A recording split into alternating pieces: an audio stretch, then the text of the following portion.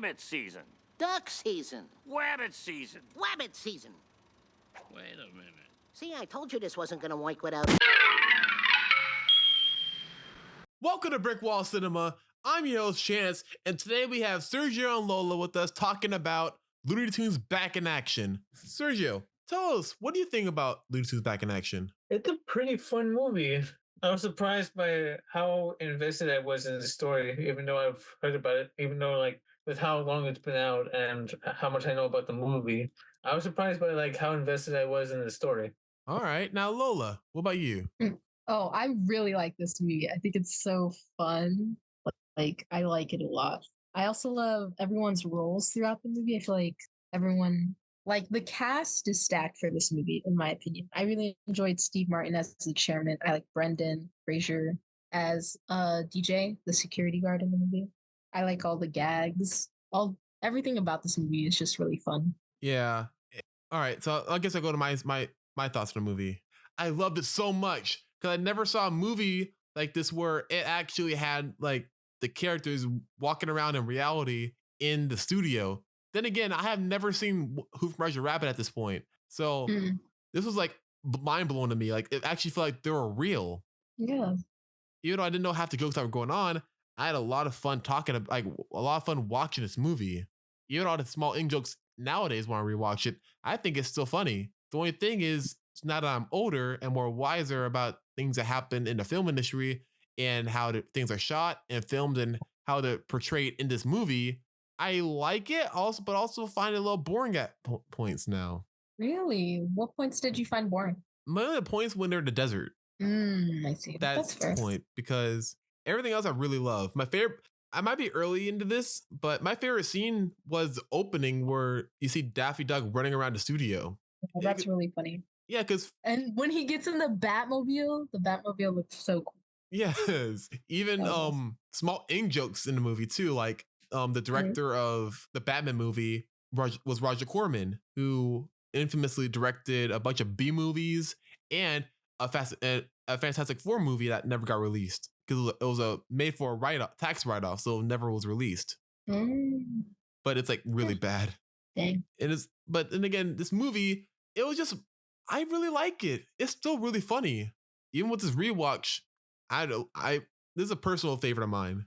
I still think this is my favorite Looney Tunes movie. I mean, no, it was a favorite Looney Tunes movie until I saw The Day the Earth Blew Up. What about you guys? I really enjoyed this movie. I think I like this movie more than I like Space Jam, which might be a crazy thing to say. It's not. Okay, cool. Yeah, I really like this movie a lot. It would probably go The Day the Earth Blew Up, Back in Action, and then Space Jam. That's how I rank the movies. And then Space Jam 2? Yeah, and then Space Jam 2. All right. What about you, Sergio? I already said in my first impressions. But do you think this is better than other movies? For me personally, yeah, I would say so. All right. So what do you guys think about the story overall? Like about DJ, like I'm not going to get into a rundown of like, okay. Sergio, would you like to explain what happens in the movie? Because I feel like you're better at explaining them. You want me to explain it? Yeah. Yes. What do you want me to explain? The story? Yeah. Well, basically, the story is that Daphne is trying to go on his solo adventure after being let go from the company, from Warner Brothers, for not being as popular as Bugs Bunny. So the security guard, what's his name again? DJ. DJ. DJ tries to kick him out, but ends up destroying part of a set and part of the studio, and is let go as well. So him and Daphne gets sucked into this adventure where they try to save his father, who's actually a spy, who coincidentally is an action movie star who plays a spy. And then when they realize that they can't do their gags without Daphne being there to be the butt of the joke, they have the female lead. What's her name again? Baffy. That's her name? I think so. Yeah. All right. Well, they have her go and try and bring Daffy back to the studio, and Bugs tags along with her. So they go on this huge adventure of trying to uncover the mystery of the blue monkey and trying to, as Daphne and the Bugs go get into their usual shenanigans, basically. Yeah. Yeah, like I said, I really do love this movie. Mhm. But I mentioned the reason why I thought this movie was a little boring at halfway through the movie was because now that I'm older, I realized, they are really using the Looney Tunes as like sight gags mainly halfway through the movie, or just to keep the kids entertained. It's not as bad as Mm. other movies where the characters are just here, like the fictional characters come to the real world just to help the main characters' lives, like the Smurfs or Alvin and the Chipmunks or anything. At least they try to make it a more imprint into this movie, but it still felt like they're wedged into random scenes. If that makes any sense. No, that's fair. Like in a desert scene when they're in Area 52, there's just a part where they're looking around, and it's just main three human actors talking to each other, and in the background you just see Bugs or Daffy just doing random things. Mhm. Not really impacted the story. Hmm.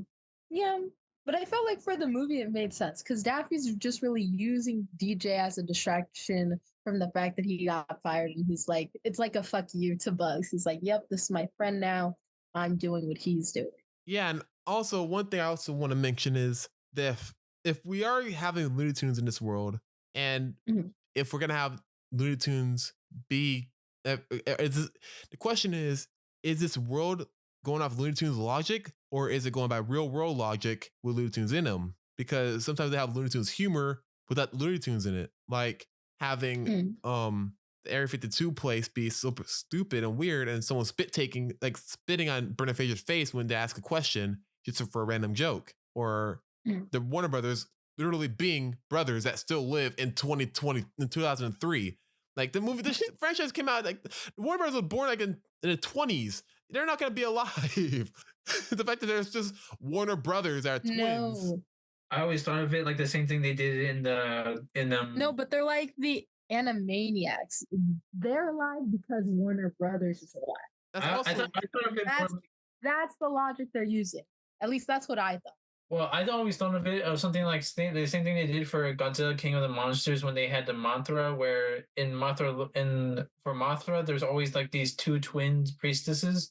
They're always like they always like have a connection with Mothra. So I was like, hey, look, two brothers. They are now the owners of Warner Brothers. It's a gag. yeah, it's a gag. That's what I'm thinking. Like this world, it sometimes goes into Looney Tunes logic. I understand because it's a Looney Tunes movie, but either we have Looney Tunes in this world doing Looney Tunes logic themselves, or the world just gonna be fucking stupid and loony where anything can happen. I think Make it's a any mix sense? of both. Where Isn't it? the, Yeah, where it's the a mix of- world It is. That's what kind of throws me off a little bit. I mean, I like it, but it throws me off. Like the fact that there's a Walmart in the middle of a desert as a product placement.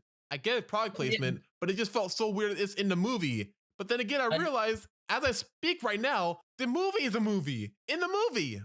A movie is a movie in the movie. Yes. Yeah, that's what I mean by saying like it's a mix between the two worlds, where it's a real, or they're going by real world logic, and the Looney Tunes are in the real world, and they do Looney Tunes stuff, and the Looney Tunes stuff does affect the real world in very little ways, like how you said like there's two brothers running the Warner Brothers company, how there's product placement in the movie that actually turns out to be real instead of just a mirage, actual comical villains, and the movie in turn around them is an actual movie in their actual place. Which actually makes a lot of sense. Oh my God, it just clicked in my head why this all seems so silly. Like an actual movie, like it's a blockbuster movie. They're going to space, there's all different types of genres of movies. It's Fast and the Furious. Yes, there are car chases. They go to the desert and find a lot of product placement. Then They go into space. yes, they go into space. They ask for directions. What? Yeah, in space they ask for directions. That's how they get Marvin out of his spaceship. Oh, yeah. I guess that actually makes up the movie for me a lot now. Saying out loud. Right. Wow. You get notes? I don't really have that many notes for this movie because I was just enthralled the whole time. I guess I can mention a couple of things though. Like we mentioned Animaniacs earlier, and they were gonna have a cameo in the movie. Can you guess what scene it was? Probably like at the beginning with the water tower. Yes, exactly. There's gonna be in the water tower, but then for some reason they just weren't in the movie. But I do really like the scene in Vegas. Because when I started thinking about it now, this movie kind of reminds me of the Muppets. Like it's Muppet humor. There it is. Okay, now it's all come together. See, audience, you're experiencing in real time me trying to connect the dots here because the reason I like this movie so much is that it reminds me of a Muppet movie. Wait, did the Muppets come out before or after Looney Tunes? Way before Muppets. What? I mean, way before Looney Tunes. Oh, okay.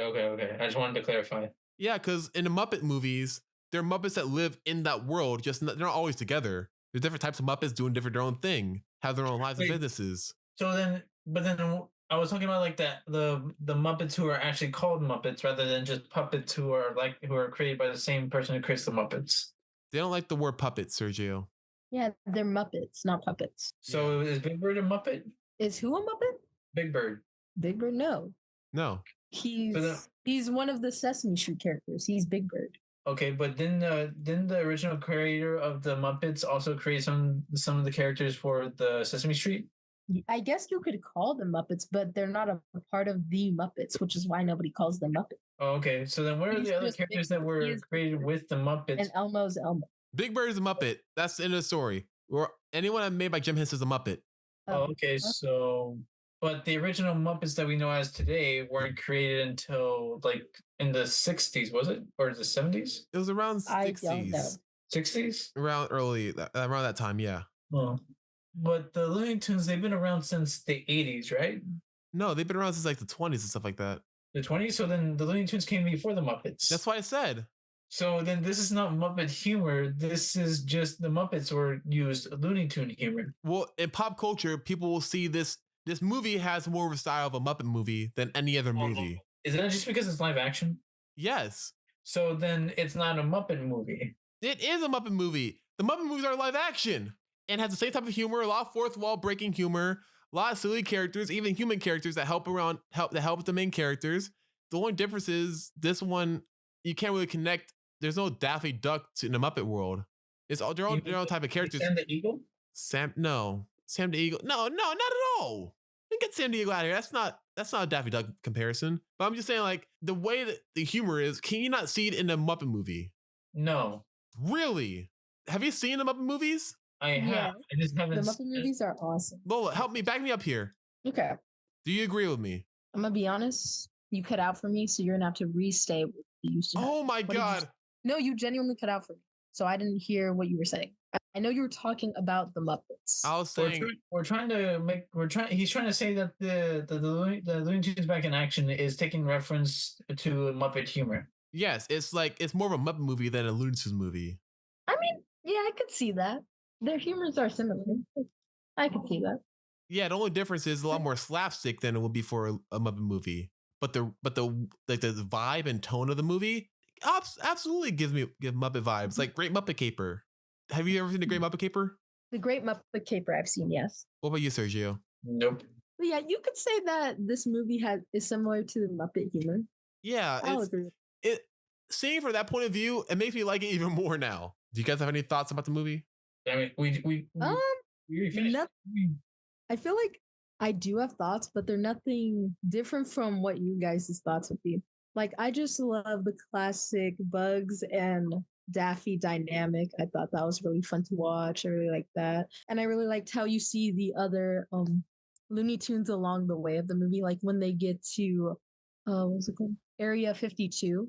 And then you see Marvin the Martian and the chairman calls him, and he's like, destroy them. And I thought it was really funny, but I also thought it was strange because he had his gun the whole time, so he could have left the whole time. So that made me think, that was this their plan all along? Did they know they were going to come here? Or was he just prepared? He's a sleeper agent. He's a sleeper agent. I don't really have much to say about this movie. I just really enjoyed it. I just want to give props to it because no one talks about this movie. It's like the black sheep of the movie, of the Looney Tunes movies. I'm not sure about Black Sheep, but it is like really old. Isn't it like 17 years old? Yeah, but Looney Tunes Space Jam's like 1994. No one mentions this movie. Yeah, no one mentions Space Jam anymore either. Yes, they do. Like who? What do you mean, who? Sir, do you want me to name everyone that mentions Space Jam? Well, when's the last time? I feel like Space Jam is more talked about than this movie. Yes, that's what I'm trying to say. Well, I haven't. It's just because I haven't heard anyone talk about it. Exact. Space Jam is a lot more popular than Back in Action. I was talking about Space Jam. I am talking about Space Jam. Yes, I was saying that I have not heard anyone talk about it recently. Oh my God. They talk about it more when they had a sequel come out. The fact that they have a sequel, first of all, means that people talked about it more as popular.